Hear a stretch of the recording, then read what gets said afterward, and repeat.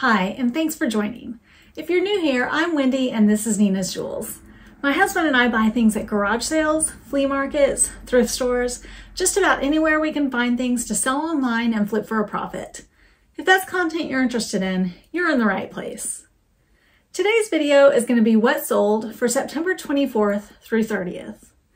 We sold a lot of things this particular week. In fact, it was one of the biggest sales week for us the entire year. So I'm going to try to breeze through the things as quickly as possible so this video doesn't last too long. Let's get started. The first thing we sold was a 25-piece lot of jewelry making equipment for pin backs. We had gotten this in a big box lot of archery patches and pins. And this was just kind of an extra item that was included that we decided to list. Our per item cost for the items in this box was only 2 cents. There were so many items in this box. We had paid just $5 for the box in total. And this item sold for $5.59. It did take a little while to sell, but like I said, our cost was only 2 cents and it did not take up any space. It was just about this big. Next up was a pair of Old Navy 100% linen men's shorts. We found these in the Goodwill bins. We picked them up just because they were linen shorts and we knew that they would eventually sell. We paid 61 cents for these and they sold for $15.68 on offer to buyer. Next up was a Diane von Furstenberg 100% wool black and white polka dot dress. I got this at an estate sale for $2.50. It was very, very dark in the closet where I was shopping for clothes, and I was excited to see the DVF tag, and I could tell that it did have some moth damage on it, and I thought it was probably still worth paying only $2.50 for, but unfortunately when I got it back home, I realized how significant the moth damage was, so I did list it for very, very low and ended up accepting an offer of just $15 even for that item. So $15 seems extremely low for a Diane von Furstenberg dress, but that is why we sold it for so low, is because it did have very significant moth damage on it, and we disclosed that. Next up was a Piranha Brewhouse beer pint glass. We got this at a thrift store. We paid 60 cents for it, and it sold for $19.99, which was our full asking price. Next up was a limited edition Bradford Exchange Cal Ripken collector's plate. This was in mint condition, brand new, just kept all these years in its original box. This belonged to my husband, and it sold for $18 even on best offer. This is not something that moved very quickly. It took kind of a long time to sell, and we did have to lower the price several times, so not something that I would pick up or seek out, but this was something that already belonged to us and we were just trying to get it moved out. We did get positive feedback on this. Next up was something that we got at a garage sale. The brand was Plush Necessities, and it was an adult gray microfiber fleece full-length bathrobe, and it was a very high-end fleece robe. This was like a really high-end spa level robe.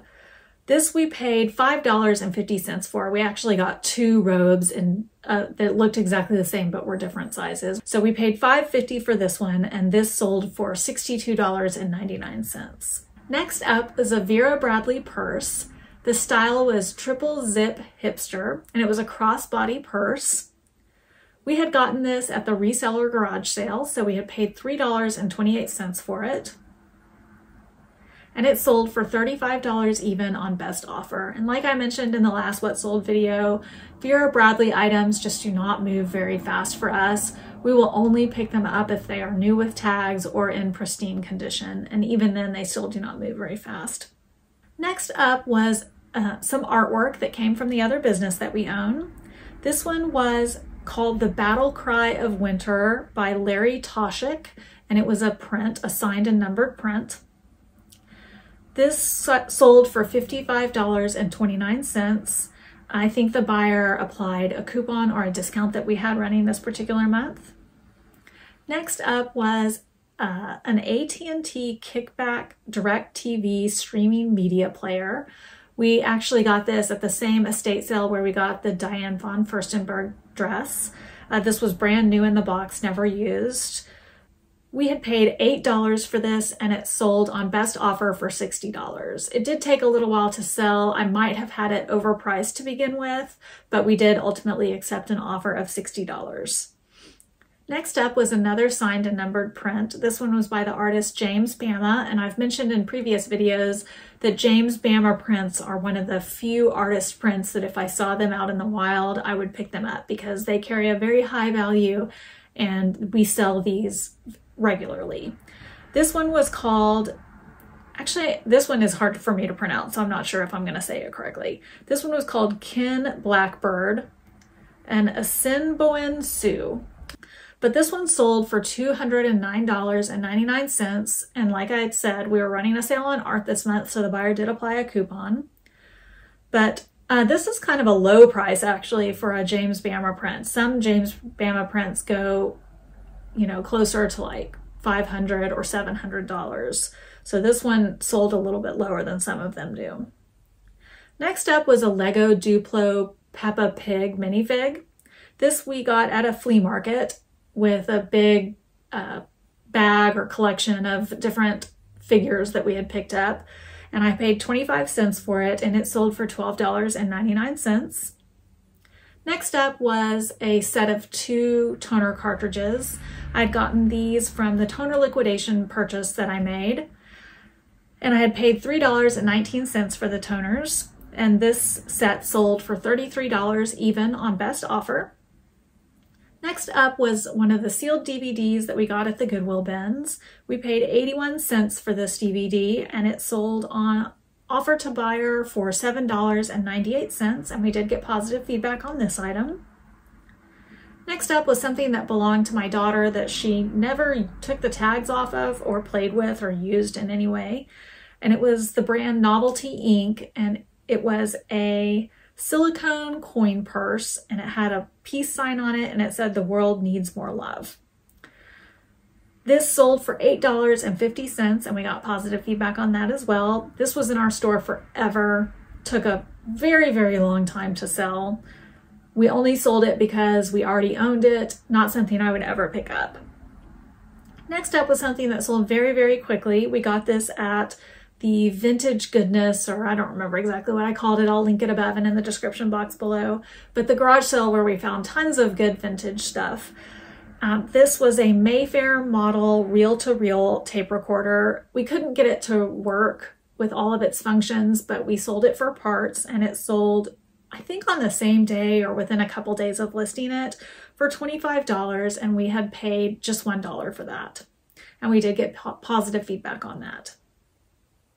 Next up was a lot of 3 McDonald's Happy Meal Powerpuff Girls figures that we lotted together. We had paid 20 cents for those. We had gotten those out of a thrift store toy bag, and they sold for $16.99, which was our full asking price. Next up was a Twisted X Brewing Company beer pint glass. We had gotten this at a thrift store for $1.08, and it sold for $15 even on best offer. Pint glasses are probably not something that we're going to seek out too much anymore because they're hard to ship and we didn't make enough money on them to make it really worth it. We had picked up a bunch of them at a thrift store not too long ago, and we've sold most of them, so they did move, but I don't know if it was really worth it. Although we did make tons of money on one particular beer glass that was very high value. So it would probably be worth it to look some of them up if you see one that's really interesting looking, because there are some that are very highly collectible. But picking all of them up, I'm not sure was necessarily worth it in our case. Next up was a pair of Champion youth size boys leggings, sports leggings. These sold for $14.18. They were new with tags, and we had paid $2.17 for those at the thrift store. Next up was a pair of universal thread black skinny jeans that belonged to my daughter. These sold for $13.99, and we got positive feedback on those. Next up was one of the free magazines that we got in the big lot of free magazines from Nextdoor. This was the National Geographic Traveler magazine. It sold for $7.99. Next up was an item that we parted out, and it was a Belkin USB hub that was in the big box of camera equipment from a garage sale. So I'll link that garage sale above and in the description box below, but we had purchased this big box of different various camera equipment, and this Belkin 4-port, I think it was a 4-port Belkin hub was in there. But when I looked at when I got that box home and looked at that Belkin hub, it had that like stickiness that sometimes stuff that's been stored in the heat will get. And you know, you can wipe it down, but that stickiness just doesn't come off. So I took that main hub part and just threw it away, and we pulled the cords off and basically parted those cords out. And nobody else had those cords listed. So sometimes, you know, even if you don't see something listed, still go ahead and try listing it, because somebody might be looking for it. And this sold very, very quickly. Somebody was indeed looking for it. So I listed this as an OEM replacement AC power adapter and cable for Belkin high-speed 4-port hub. And it sold almost immediately for $11.99. And I had broken down our different items that we had gotten in that box, and I said that we paid $1 for this, and we got positive feedback on that item as well. Next up was a Disney Simba ornament that we had gotten at a garage sale. We paid just $1 for it. It was brand new in the box, and it sold for $19.99. Next up was a pair of men's acid wash jean shorts by the brand Diamond Stash. They had an embroidered pocket. They were just kind of crazy looking, so I picked them up in the Goodwill bins because I thought they were interesting looking, and I thought, you know, wow, these are neat looking. Somebody might want these. So I had never heard of the brand Diamond Stash before, but I just thought they were kind of crazy enough looking that somebody might be interested in having them. They did take quite a while to sell, probably not a brand I would pick up again. We had paid 92 cents for them, and they sold for $28.48 on offer to buyer. Next up was one of the items we got in the B-Stock liquidation pallet. It was a 4-pack of Anchor USB lightning cables. This sold for $13.48, and like I've mentioned in previous videos, we paid $47.18 for each of the listings from that liquidation pallet. But we have almost made all of our money back from that pallet, and we're just about to be into the profit on that pallet if you look at it as a whole. So in this case, for these smaller items, that's what we're trying to do. Next up was a genuine OEM Dell laptop replacement power cable. We had gotten this at a garage sale for 50 cents. It was brand new. It still had like the plastic wraparound part of it, and it sold for $19.99.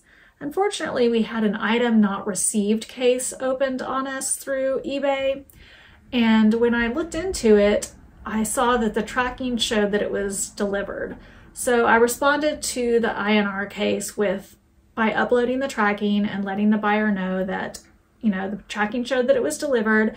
And in cases like this, I will send the buyer a long list of suggestions on how to handle this. You know, I'll suggest that they should check with other members of their household or office to make sure nobody received it and placed it in a different part of the house or office where they might not be aware. I suggest that they check with their neighbors to make sure it didn't get delivered there. I suggest that they check with their mail carrier for assistance, and also check with their local post office, because the post office now has GPS technology and they can help locate where the package was left through that GPS technology if it was maybe misdelivered. Or if the package was stolen off their porch, the post office can provide guidelines on how to report that. So I received a message back from the buyer stating that they had reached out to the post office and the post office provided no assistance, and that it was now my job to somehow get in touch with the post office and let them know. And, you know, that's actually not true. Once it's out of your hands, it's not your job to do that. The tracking showed that it was delivered, and once the tracking shows that it's delivered, that's what we have to rely on to show that we've done our job. So once the case reached the deadline where I could ask eBay to step in and help, I did that. I requested eBay's assistance. eBay stepped in and looked, saw that the tracking stated that it was delivered, and closed the case in our favor with no refund to the buyer. So at that point, I did block that buyer from making any future purchases and moved on from that. So that's how we handle situations like that. You know, you never know. The buyer may not have gotten the item, and that's unfortunate, but I just did my best to provide as much helpful information to them in that case as possible for them to be empowered to try to locate the item. Because we've had that same thing happen to us with an eBay purchase that we made, and we did have the post office use the GPS technology to help us locate our item. So, you know, that's really all you can do. Next up was a set of 4 felt Thanksgiving utensil holders. These we had picked up at the Goodwill outlet for 61 cents. They were new in the package, and they sold for $10 even on best offer. Next up was a Time and True brand, which is not a great brand. I think it's maybe a Walmart brand, but it was I described it as fall colors striped ribbed long sleeve t-shirt, and it was in a plus size, which did help. Plus size items do tend to sell well. I had gotten this in the Facebook Marketplace box of clothes that was marketed as plus size clothing, but a lot of it wasn't plus size clothing, but this particular item was. I paid $4.17 for each of the items in that particular box, and this one sold for $11.18, so not much profit there, but we have made all of our money back on that box, so now everything that we sell from that box is profit, so that's good news. Next up was a really pretty leather tote bag or purse that we found in the Goodwill bins. The brand was Emily Ann of Boca Raton. We had picked it up just because we thought it was pretty. We could tell it was leather, and we picked it up based on style. We had paid 92 cents for that in the bins, and it sold for $36.68 on offer to buyer. It did take kind of a little while to sell, and also it had a little bit of splitting at one of the seams, which I was easily able to repair on my sewing machine. Next up was a Sony micro cassette quarter that we had gotten at an estate sale. We paid $5 for it, and ironically, just that very same day or that very same week, we had found some blank micro cassette tapes that we included with this listing. We didn't really know how much we had paid for the micro cassettes because they were actually in that box of items that I had gotten from that garage sale with that Belkin hub. So I just said that we paid $5 in total for this purchase, and it sold for $59.99. We had tested that micro cassette quarter before we sent it out. We had tested as much of it as we could, but we did not have any other micro cassette tapes to test it with, so we had just tested it for power to make sure it rewound and fast forwarded, that the play button worked, and it seemed to work in every way. But unfortunately, when the buyer got it, they did say that they couldn't make it play back any sound, and so they opened a return and sent it back to us. It was an item not as described case, and so we paid the return shipping, and when we got it back, we had the same issue with it. We could not get it to play back any sound. So I suspect it was probably the microphone that was damaged in it, and that was just a feature that unfortunately we were not able to test. And the buyer was very understanding about that. I just explained to him that we had tested as many features as we could, but unfortunately we were not able to test that feature, and he was, not very nice about the return. We have since relisted that item without the cassettes because he had used the cassettes to try to use the item, and we've listed it for parts only at this point. Next up was a women's Speedo bathing suit that belonged to my daughter. This sold for $13.98 on offer to buyer. Next up was another item that I think belonged to my daughter. I have it listed in the spreadsheet as 0, but honestly, I don't remember where we got this, and I think it must have belonged to my daughter. This was a Who What Wear sweater vest. and it sold for $19.48 on offer to buyer. Next up was a pair of women's plus size silver jeans. These we got at a garage sale for $4 and they sold very quickly for $30 on best offer. Next up was a vintage 1990s Benetton Angora wool and silk blend sweater. We got this at a thrift store for $4.87 and it sold for $33 on best offer. Next up was a brand new in-box Snuggie blanket with like a dog print all over it. We had gotten this at the Shopaholic garage sale, which I'll link above and in the description box below. But this particular garage sale that we went to, pretty much everything there was brand new in box. She had a home shopping network problem, I think. And so we purchased, she had a lot of stuff that she had purchased from the home shopping network at her sale. And this was one of the items. We paid just $5 for this and it sold for $39.99, which was our full asking price. Next up was a Ralph Lauren pink plaid sleep shirt. We got this at an estate sale for $2 and it sold for $20.99, which was our full asking price minus the buyer applying a coupon or a discount, and we got positive feedback on that. Next up was 2 Pampered Chef mosaic salad plates. And actually the buyer purchased 2 sets of 2. So he purchased 4 plates in total. And he purchased those for $30 a set. So he paid $60 in total. And we had picked these up at a thrift store. Our out-of-pocket cost on these was $12.60. And we did get positive feedback on that, despite making a mistake. When we shipped these out, we accidentally shipped him just 2 plates instead of 4. But he was very nice. He contacted us and let us know about our mistake. We realized that he was correct. And this is the first time actually we've made a mistake like that, because we tend to package our things in our inventory room to prevent a mistake like that. We will package them up in a way that it would be very unusual for someone to make a mistake, but we had not packaged these plates in that way for some reason, and I'm not sure why. And so because we had not packaged them like that, it caused us to make an error. So anyway, we shipped him out those plates separately, and which caused us to not make as much money as we normally would, but we just, obviously needed to make it right with the buyer, did so, and he was very, very nice and ended up leaving us positive feedback. We were grateful for that. Okay, next up was an item that we found at a garage sale. We were really surprised to see them because this is a grail item that people are always looking for. This was a pair of knee-high, high-top Converse All-Stars. The size that we got was a smaller women's size of 5.5, so that did make them harder to sell, but they did eventually sell for $150.08.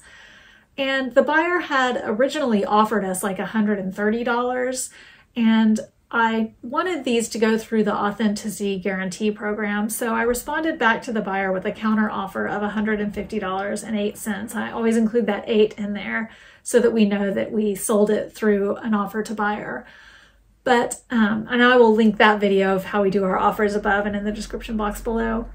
But I responded back to the buyer and let them know if you purchase them for at least $150, they will go through the eBay authenticity guarantee program, and explained briefly how that would work.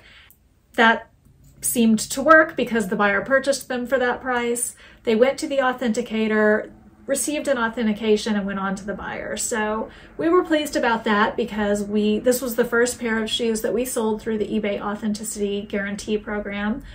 And we were glad to see that they got authenticated, although we were very confident that they would, and the buyer received them. We have not heard feedback either way at this point.